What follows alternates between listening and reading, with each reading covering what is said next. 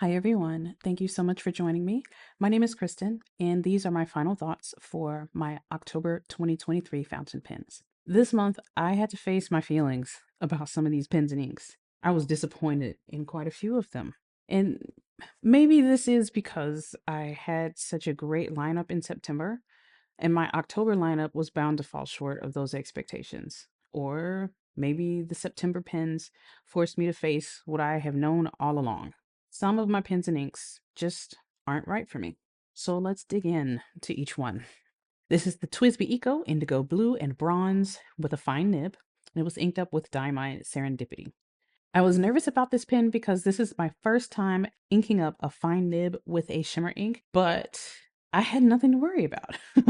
There was nothing to worry about. This was a fun ink. I loved the ink color and the writing experience. I sometimes feel like I'm writing on sandpaper whenever I use shimmer inks in a pen, but fortunately, it was not the case with this combo. Serendipity was perfectly lubricated, and I'm happy to say that it never clogged my fine nib.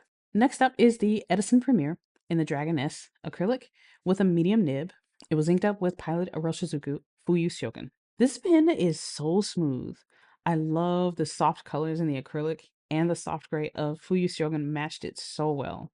The line widths from this medium nib initially felt a bit overwhelming to me, but when I began writing larger, the medium nib just felt so natural in that context.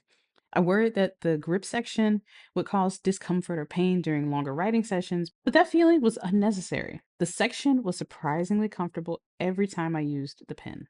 This is the beautiful Pilot Custom 823, the amber model, with a broad nib. It was inked up with Robert Oster Blue Martini. This pen is so nice. I really enjoy holding and writing with this pen. It's just so well made. Just like with the Asmin V126, I forgot about opening the valve for this vacuum fill pen. So I got a nice reminder as the ink flow tapered off during a long writing session. So because of that incident, I just let the valve remain open and ready for the next writing session. So whenever I put it away, I left the valve open. I'd like to use a different ink in this pen in the future. So I took the time to flush it really, really well. So it took a little bit longer than other pens, but because of how well this pen performs, I am willing to take that extra time. Next is the Sheaffer Balance Admiral in golden brown with a fine nib. It was inked up with Pilot Iroshizuku Inaho. I usually enjoy the Sheaffer Balance Admiral, but this month I found myself becoming frustrated with the size of the pen. I stopped posting the cap because that repeated action damaged the end of my pen over time. So, since I stopped posting the cap, this pen feels very short and uncomfortable in my hands. I gravitated towards other pens for longer writing sessions, but this is still an exceptional writer. I know that I will continue to keep this one in my collection because I still love the way that it writes. Oh, also, I started experiencing feathering with this pen and ink combination. I'm not sure why, since I've used Inaho in the past, and I've never noticed that happening.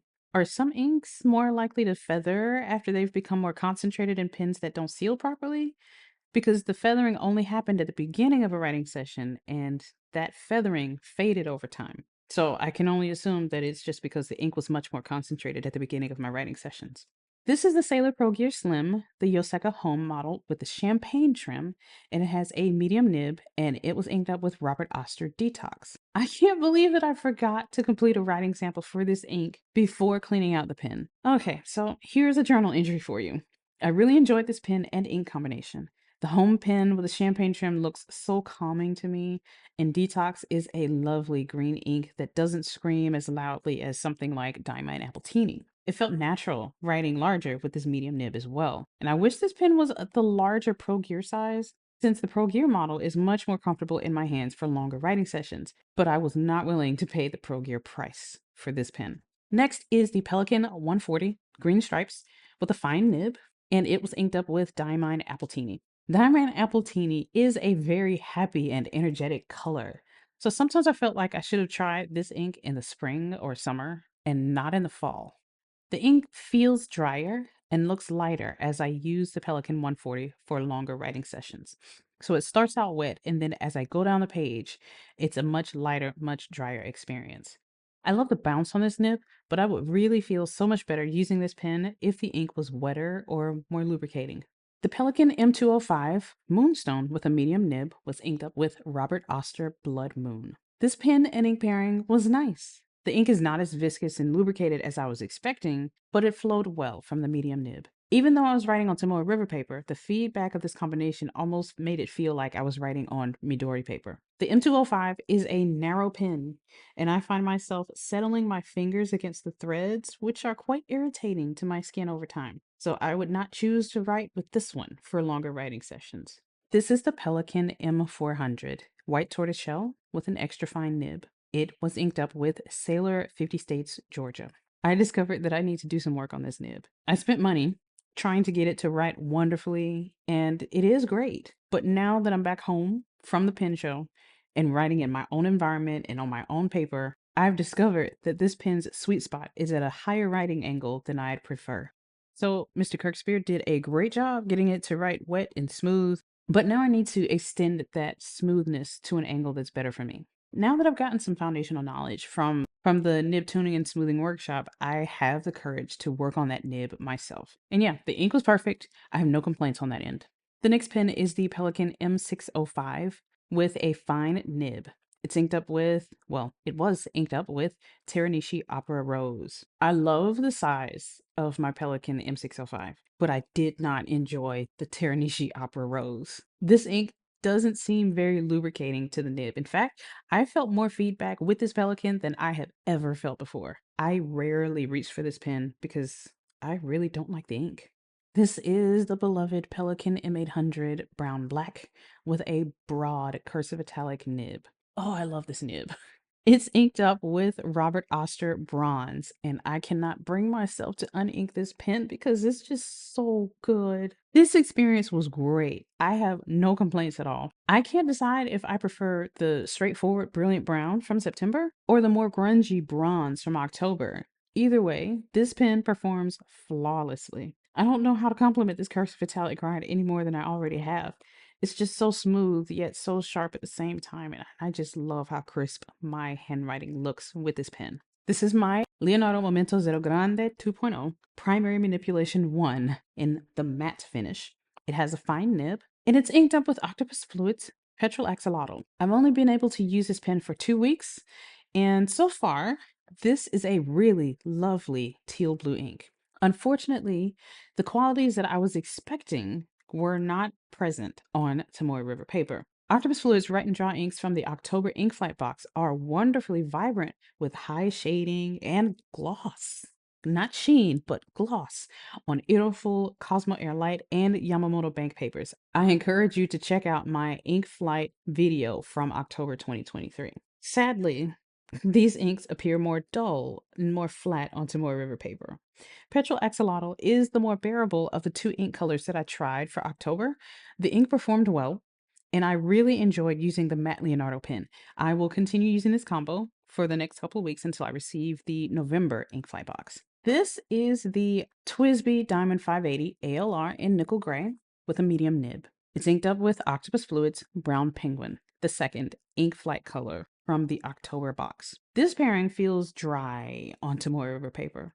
It dries very quickly, which is really convenient. But based on my experience during my October ink flight unboxing, I expected a more juicy and warm brown ink. So I was disappointed whenever I picked up this pen to write. The flat brown reminds me of the color of cardboard. Yes.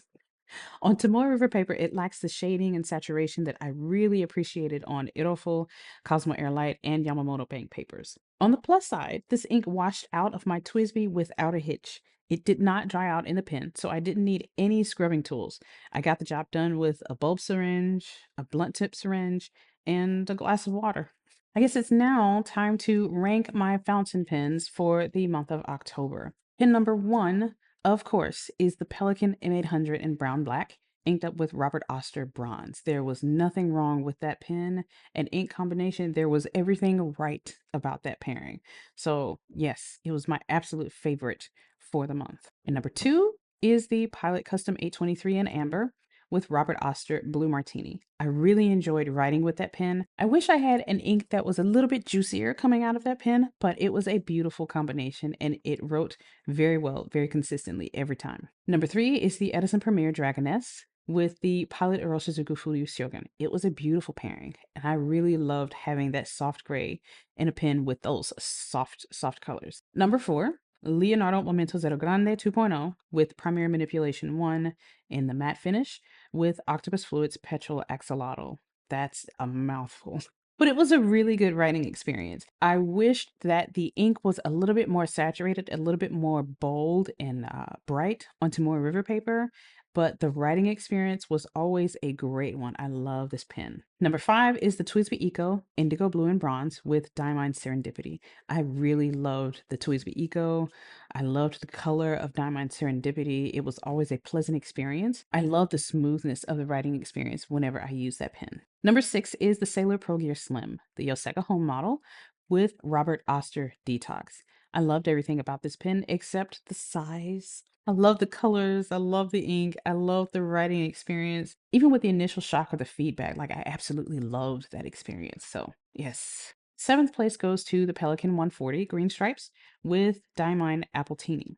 It was a happy color in such a fun little pen, and I really did enjoy it until the ink started writing a little bit more dry during the longer writing sessions. So it's a good pen with a decent ink, but I would love to try something else in my Pelikan 140. Number 8 is the Sheaffer Balance Admiral in golden brown with Pilot Iroshizuku Inaho. I do love this pen, and I do love that ink, but I was not enthusiastic. I was not looking forward to my writing sessions with this pen just because of the size. Let's put number 9 and 10 together. So number 9 is the Pelikan M400 White Tortoiseshell. In 10th place is the Pelikan M205 in Moonstone. Both of these pens are very small. They are basically the same size. I think that's the strike that I have against both of them, is that they are so small in my hands and they're not very comfortable to use. But I really did enjoy the writing experience of the Pelikan M400 a little bit better than the M205. So it has to do with the smoothness of the M400, thanks to Kirk Spear of the Pen Realm, and the ink that I used for that pen as well. Sailor 50 States, Georgia. I love that ink so much. It is such a great color for me. So that's 9 and 10. Number 11 is the Pelikan M605.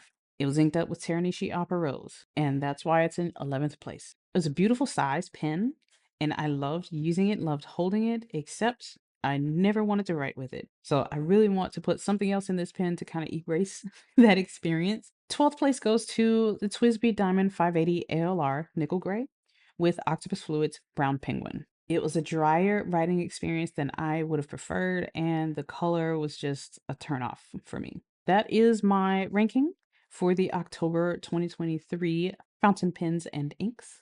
The experiences that I had this month really helped me to better understand the size of pens that I prefer. So let me name some of the fountain pens that I really enjoyed using that really worked for my hand. I loved the Pelikan M800. I love the Pelikan M605.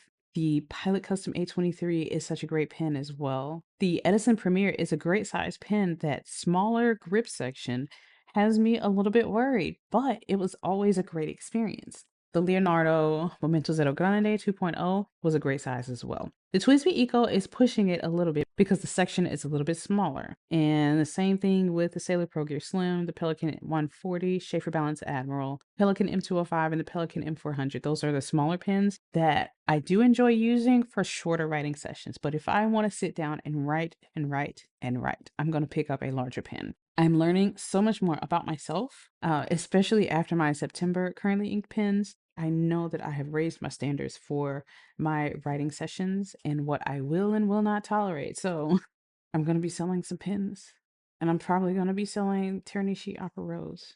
Yeah, I'm learning that as I discover more of what I like and what I prefer, that it's okay to let go of those things that do not serve me well. I hope you are able to do the same. Have the courage to let go of those things that no longer serve you, that do not give you joy.